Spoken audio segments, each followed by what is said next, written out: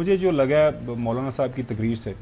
وہ مولانا نواز شریف صاحب کو، مولانا جو ہے محترم نواز شریف صاحب کو مس کر رہے ہیں. میں نواز شریف صاحب کو مولانا نہیں کہہ رہا، مولانا فضل الرحمان صاحب مس کر رہے ہیں نواز شریف صاحب کو، اور ساتھ میں وہ فارم 47 اور 45 کی بھی بات کر رہے ہیں، ڈیفیکٹو ڈیجورو کے جو بھی ہیں،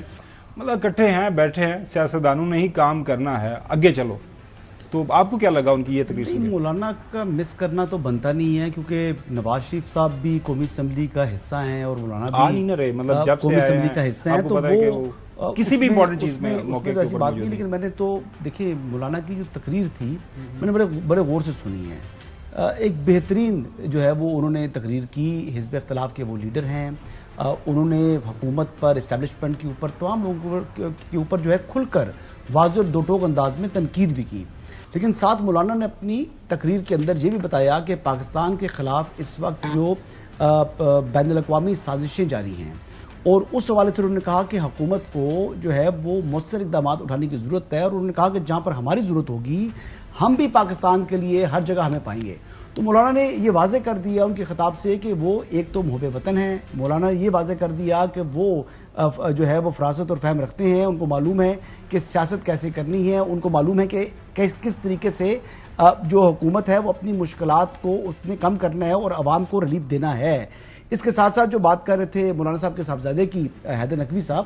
تو بالکل مولانا فضل الرحمان کے صاحبزادے جو ہے مولانا اسد محمود ان کا نام ہے، وہ بڑے اچھے بڑے قابل وزیر تھے، اور میرے خیال کے مطابق جو حکومت ہے ان کو دوبارہ مولانا کو دعوت دینی چاہیے حکومت میں شمولیت کی، اور مولانا اسد کو اگر جو ہے وہ وزیر بنائیں اور ان کو کیبنٹ کا ممبر بنا سکتے ہیں. اس کے لیے ان کا MNA سینیٹر ہونا ضروری نہیں ہے. تو یہ ساری پاسبلٹیز ہیں جی. اور مولانا اسد صاحب اور وہ ناظرین جو اوور آل تقریر تھی، وہ جو ایک وے فارورڈ پیش کر رہے تھے مولانا صاحب، انہوں نے کہا ہے کہ سیاستدانوں کو ہی آگے بڑھنا ہے. وہ تقریر کا حصہ آپ کو سنایا. کل رات کو رانا ثناء اللہ صاحب جو خبریں آئی ہیں انہوں نے آن دا ریکارڈ مانا بھی ہے کہ رانا ثناء اللہ صاحب جو ہیں وہ لیڈ کر رہے ہیں PMLN کے اندر سے یہ جو ایک گرینڈ ڈائلاگ کی بات ہو رہی ہے، قومی سطح کے اوپر ایک مباحثہ جو ہے اس کو جو آگے بڑھانا ہے، لوگوں سے بات کرنی ہے.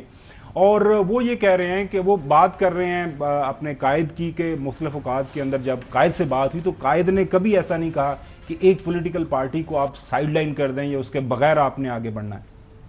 نواز شریف صاحب کی بھی یہ رائے ہے کہ PTI سمیت سب کو سر جوڑ کر بیٹھنا چاہیے، اس میں PTI بھی شامل ہے. جی بالکل. جب بھی میاں نواز شریف صاحب نے بات کی ہے، وہ بھلے 21 اکتوبر کو وہ ایک بہت بڑے جلسہ عام سے خطاب کر رہے تھے، یا جب بھی انہوں نے پارٹی میں میٹنگز میں ہمارے سامنے بات کی ہے، انہوں نے اپنی اس بات کے بعد کبھی یہ نہیں کہا کہ PTI کو نکال دیں. لیکن پتہ نہیں کیا وجہ ہے چودھری صاحب، آپ کے دوست ہمارے تو گرائی ہیں سیالکوٹ سے، خواجہ آصف صاحب، وہ مختلف اوقات کے اوپر ٹیلی ویژن پروگرامز میں جاتے ہیں یا کوئی بھی ان کو پلیٹ فارم ملتا ہے نیشنل اسمبلی کے اندر، ان کی جو گرم گفتاری ہے وہ بڑی واضح ہے، وہ بڑے سخت لہجے کے اندر بات کرتے ہیں. نہیں ایسا نہیں ہو سکتا. یہ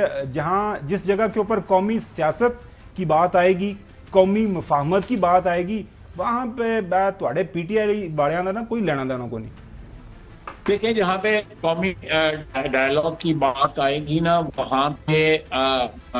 وداؤٹ ڈیو ریسپیکٹ میں معذرت کے ساتھ کہوں گا کہ وہاں پہ PTI کے جو معاملات ہیں وہ قومی نوعیت کے نہیں ہیں. وہ ایک بندے کی ذات سے شروع ہوتے ہیں، اس پہ ختم ہو جاتے ہیں. چودھری صاحب آپ کو کیا سمجھ آئی رانا ثناء اللہ صاحب نے جو بات کی ہے، اور ان کے سامنے جو خواجہ آصف صاحب اپنے خیالات کا اظہار کر رہے ہیں؟ وہ دیکھیں دو ایشوز ہیں اس میں. رانا ثناء اللہ خان صاحب نے جن صاحب سے بات کی ہے ان سے میں نے پوچھا ہے کہ بھئی کیا صورتحال ہے، یہ ساری پارٹی تو ادھر گالنگ کوچ میں لگی ہوئی ہے، وہ مار دو، اس کو اڑا دو، ان کو ایسا کر دو، ان کو اندر کر دو، ان کو باہر کر دو. تو رانا صاحب کیا ڈفلی بجاتے پھر رہے ہیں؟ تو انہوں نے کہا رانا ثناء اللہ خان نے دو ٹوک بتایا ہے کہ میں اور ہمارے سابق وزیر اعظم نواز شریف اور موجودہ وزیر اعظم شہباز شریف، ہم تینوں صرف اس سے ہم آپس میں رازداری یا اعتماد ہے، باقی کسی کے علم میں نہیں ہے کہ ہم کیا بات کر رہے ہیں یا کیا نہیں کر رہے. تو میں نواز شریف صاحب کی نمائندگی کرتے ہوئے بات چیت کر رہا ہوں، اور اس میں کوئی شبہ نہیں ہے کہ باقیوں کو پتہ نہیں ہے۔ اور نمبر 2، یہ بات چیت ساری کی ساری نواز شریف صاحب کر رہے ہیں، اور اس میں شہباز شریف فلور آف دی ہاؤس پر کہہ چکے ہیں کہ ہم ان سے بات چیت کرنا چاہتے ہیں۔ تو اس کے بعد آپ کو کیا ابہام ہے، یہ انہوں نے بات کی ہے۔ اچھا نقوی صاحب، میری بھی کچھ لوگوں سے بات ہوئی ہے اسلام آباد کے اندر،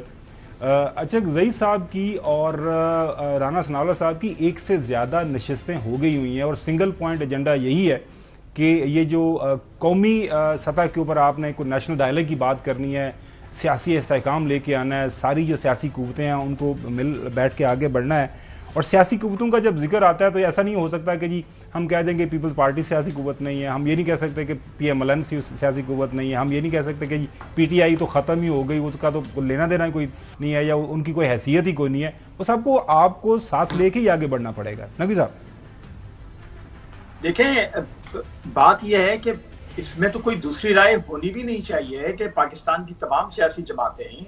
جو پاکستان کی سیاست کا حصہ ہیں ان کے درمیان نہ صرف ڈائیلاگز ہونا چاہیے، اگر وہ اسمبلی کا حصہ ہیں تو ان کے درمیان قانون سازی پہ بھی اور حکومت اور ریاست چلانے پہ بھی ملاقاتیں اور مشورے ہونا چاہیے۔ اس میں کوئی دوسری رائے نہیں ہے، چاہے کوئی بھی جماعت ہو۔ ہم نے یہاں پر آپ دیکھیں نا، جو پچھلی حکومت تھی اس میں جو صاحب ایک وزیر تھے خیبر پختونخوا سے، اور ان کا پھر کس جماعت سے تعلق رہا، اس نے تو مکمل طور پہ بات جس طرح کی تھی کے پی کے میں، وہ سب کو پتا ہے۔ تو میں ان کا نام نہیں لینا چاہ رہا، لیکن آپ سمجھ گئے میں جو بات کر رہا ہوں۔ بات یہ ہے کہ کسی پہ بھی اعتراض نہیں ہے جو سیاسی حیثیت رکھتا ہے، لیکن یہ بھی تو ایک حقیقت ہے نا، یہ بھی تو عقل مانتی ہے نا، یہ بھی تو سوچ مانتی ہے، یہ بھی تو دیوار پہ لکھا ہے، یہ بھی تو کتابوں میں لکھا ہے، یہ بھی تو عدالتوں میں ہے کہ آپ نے 9 مئی کے حملے کیے، آپ نے ریاست پہ، ریاستی اداروں پہ حملے کیے، آپ کو جس نے حملے کیے اس کو اس کی سزا ملنا چاہیے، کیونکہ اگر آپ ریاست پہ، ریاستی اداروں پہ حملہ کرنے والوں کو سزا نہیں دیں گے تو پاکستان تو اتنا ویسے ہی ولنریبل ہے، پاکستان میں تو یہ پھر روایت بن جائے گی، اور اگر یہ روایت بن گئی تو پھر تو ہم ایک ایسی سول وار میں، ایک ایسی پراکسی جنگ میں گھس جائیں گے کہ جس سے ہمارے لیے نکلنا بہت مشکل ہے۔ تو بات میں پھر وہی کرتا ہوں، آپ نے جو بات کی سیاسی جماعت کی، تو میں ایک جملے میں اس کو بتا دیتا ہوں کہ قانون کبھی بھی مقبولیت کے تابع نہیں ہونا چاہیے، قانون کو اپنی جگہ لینا چاہیے۔ اگر کوئی مقبول ہے، سیاسی حیثیت رکھتا ہے، تو وہ سیاست اور جمہوریت کے پیرامیٹرز میں کام کرتا رہے۔ جی